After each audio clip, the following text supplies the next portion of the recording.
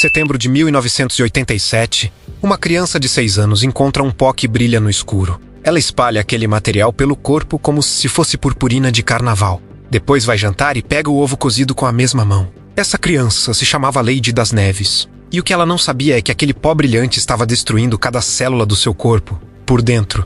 Naquele exato momento, 14 dias depois, ela estava internada. 28 dias depois, ela estava morta. E o pior de tudo é que isso não foi um acidente nuclear.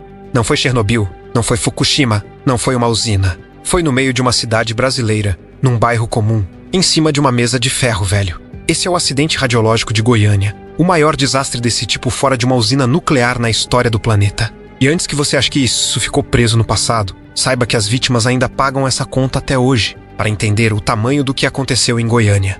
É preciso entender primeiro o que estava acontecendo no mundo naquele momento. Era 1987, um ano antes, em abril de 1986. O reator número 4 de Chernobyl explodiu na Ucrânia soviética. Uma explosão que lançou parte do núcleo radioativo para a atmosfera, contaminou uma área gigantesca da Europa e forçou a evacuação de centenas de milhares de pessoas. O mundo inteiro estava assustado com o átomo. Só que, enquanto Chernobyl era uma usina com reatores, sensores, protocolos de segurança e um estado inteiro tentando esconder a catástrofe, o que estava prestes a acontecer em Goiânia era diferente, era invisível, era silencioso. E estava dentro de um prédio abandonado no centro de uma cidade de mais de 1 milhão de habitantes, sem câmera, sem alarme, sem ninguém tomando conta.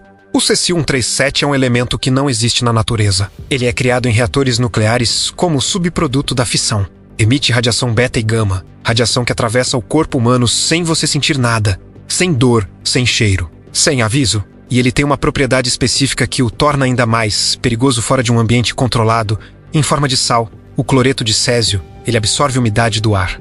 Gruda na pele, gruda na roupa, contamina a comida, entra pelo pulmão e entra pela boca. A cápsula que estava no aparelho de radioterapia abandonado em Goiânia tinha uma atividade extremamente alta. Para se ter ideia, ela liberava bilhões de desintegrações radioativas por segundo, em todas as direções, atravessando tudo ao redor. A poucos metros de distância, a taxa de radiação já era capaz de matar em poucas horas. E essa cápsula ficou 2 anos num prédio caindo aos pedaços, no centro de Goiânia, sem que nenhuma autoridade fosse lá checar. No dia 10 de setembro de 1987, Roberto dos Santos Alves e Wagner Mota Pereira entram no terreno abandonado do Instituto Goiano de Radioterapia. Eles não eram criminosos, eram catadores, trabalhadores que sobreviviam vendendo metal. Eles encontram um aparelho enorme, pesado, cheio de chumbo. E, no mundo dos catadores, chumbo é ouro. Eles não leram o símbolo de radiação na lateral da máquina, ou leram e não entenderam. E por que entenderiam? Ninguém os ensinou. Entre os dias 10 e 13, desmontam o aparelho com ferramentas simples e retiram o conjunto central da máquina, o cabeçote que concentrava a fonte. Depois, levam aquilo para um quintal de casa comum. No dia seguinte, começam os sintomas: náuseas, vômitos, tonturas. Eles acharam que era intoxicação alimentar, porque o perigo era invisível. E aqui está a lição que ecoa até hoje. A maior armadilha da radiação não é a força dela, é o silêncio. É o fato de ela não doer, não queimar, não avisar. No dia 18, Roberto e Wagner vendem o material para Divair Alves Ferreira, dono de um ferro velho no bairro Aeroporto. E é aí que a tragédia muda de escala. Naquela noite, Divair abre a cápsula com uma chave de fenda. E quando olha no escuro, vê um brilho azul, suave, hipnótico, sobrenatural. Hoje sabemos que esse brilho ocorre quando partículas radioativas ionizam o ar ao redor. Era bonito, misterioso e parecia mágico. Divair não viu uma ameaça, viu uma descoberta. Ele levou o pó para dentro de casa, chamou vizinhos, chamou parentes, distribuiu pedaços como presentes. Seu irmão Ivo levou um pouco para casa. A filha de Ivo, Lady das Neves, com apenas 6 anos, brincou com o pó na palma da mão, depois foi jantar. Entre os dias 19 e 26 de setembro, dezenas de pessoas passaram pelo ferro velho para ver o pó que brilhava. Algumas esfregaram no corpo como glitter. Crianças brincaram com ele no chão. Eram pessoas simples, vendo algo extraordinário em um momento ordinário do cotidiano. Não tinham culpa. Tinham apenas ignorância a menos, e essa ignorância nunca deveria ter chegado até elas. Porque existiam leis, existia uma agência reguladora. Existia uma obrigação legal do Instituto Goiano de Radioterapia de notificar o abandono do aparelho.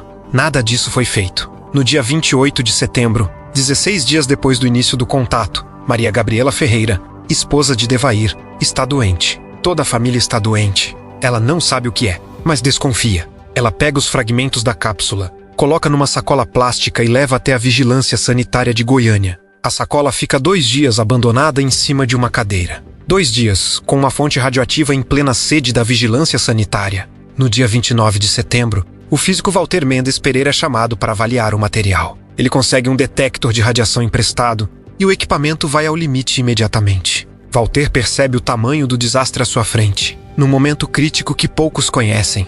Bombeiros chegaram a cogitar jogar o material num rio. Se essa ideia tivesse avançado, a contaminação teria se espalhado pela bacia hidrográfica e o desastre seria incontrolável.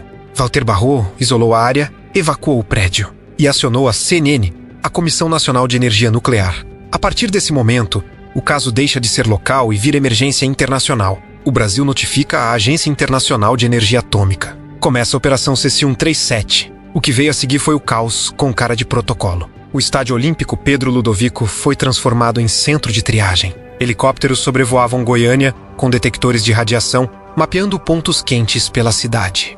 E o pânico correu mais rápido que a informação. O governo de Goiás tentou minimizar a situação, dizendo que era apenas um vazamento de gás. O motivo era claro: Goiânia sediava, naquela semana, o GP Internacional de Motovelocidade, com pilotos e visitantes estrangeiros, e o governador não queria criar um incidente diplomático. Mas o segredo durou pouco. Quando a notícia estourou, 112 mil pessoas foram ao estádio pedir para ser examinadas. Dessas, 249 tinham contaminação detectável. Centenas apresentavam contaminação em roupas e calçados. Muitas tinham contaminação interna, ou seja, o césio já estava dentro do corpo. O C-137 tinha viajado pela cidade, em ônibus, em dinheiro, em animais, em casas, em carros. Tinha chegado a quilômetros de distância, carregado por pessoas que não sabiam que eram vetores vivos de contaminação. A medicina teve que agir em 2 frentes ao mesmo tempo, descontaminar superfície e combater o que já tinha sido ingerido ou inalado. Para isso, os médicos usaram o azul da Prússia, também chamado de radiogardase, um composto que funciona como imã químico dentro do corpo, capturando o césio e eliminando pelas fezes. Ele foi administrado em dezenas de pessoas, em doses ajustadas para adultos e crianças. Era uma corrida contra o tempo. Infelizmente, para alguns, o tempo já tinha acabado. Quando a exposição passa de certo nível, a morte se torna praticamente certa. O corpo para de produzir células, a medula óssea colapsa, o sistema imunológico desaparece e o organismo não consegue mais se defender de nada. Maria Gabriela Ferreira foi uma das vítimas. Ela teve coragem de levar a cápsula para a vigilância sanitária. Talvez tenha sido a pessoa que salvou Goiânia de um colapso ainda maior. Mas morreu semanas depois, com hemorragias, queda de cabelo e destruição total do sistema digestivo. Israel Batista dos Santos, funcionário do Ferro Velho, também morreu. Admilson Alves de Souza, outro funcionário, também morreu. E Leide das Neves, com 6 anos de idade, recebeu uma dose praticamente incompatível com a vida humana. O corpo dela inchou. Os órgãos foram sendo destruídos um por um. O sistema imunológico colapsou completamente e a morte veio por septicemia. Com o corpo sem defesa, tomado por infecção generalizada, e a tragédia continuou mesmo depois da morte. Mais de 2.000 pessoas tentaram impedir o enterro de Leide com medo de ser contaminadas. O caixão precisou ser revestido de chumbo e cimento e foi baixado por guindastes. Mesmo assim, a população jogou pedras durante o enterro de uma criança de 6 anos. Isso é o que o medo faz com a humanidade. Mas o que aconteceu em Goiânia não foi uma surpresa para quem trabalhava com segurança radiológica no mundo. Fontes radioativas órfãs, perdidas, abandonadas ou roubadas, eram um problema documentado há décadas. Em 1957, na União Soviética, um tanque de armazenamento de resíduos nucleares explodiu em Kistin, na região dos Urais, liberando radioatividade numa área gigantesca. O governo soviético censurou a informação por muitos anos. Em 1962, no México, uma fonte de cobalto-60 roubada de hospital contaminou trabalhadores sem que ninguém soubesse por dias.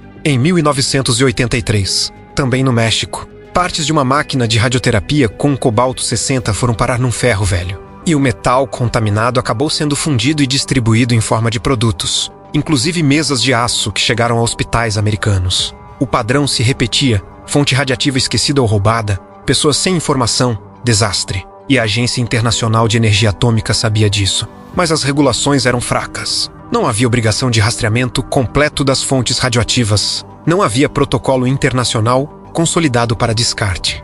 Goiânia foi o resultado direto dessa negligência sistêmica global. E não apenas de uma clínica em Goiás. Os catadores Roberto e Wagner não têm culpa. Eles não sabiam o que era aquela máquina. Devair também não tem culpa. Ele não tinha como saber que um pó brilhante era um veneno nuclear. A culpa está em outro lugar. Está nos donos do Instituto Goiano de Radioterapia, que abandonaram o aparelho sem notificação legal.